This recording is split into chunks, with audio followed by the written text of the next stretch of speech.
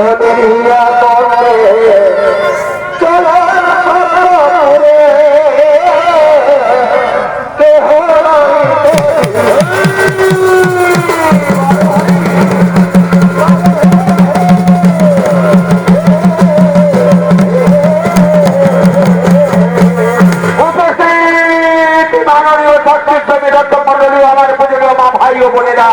এই ভয়ঙ্কর বিপদে দানবের নাম হল শঙ্করচূড় চলেছে নিজ রাজসভার দিকে।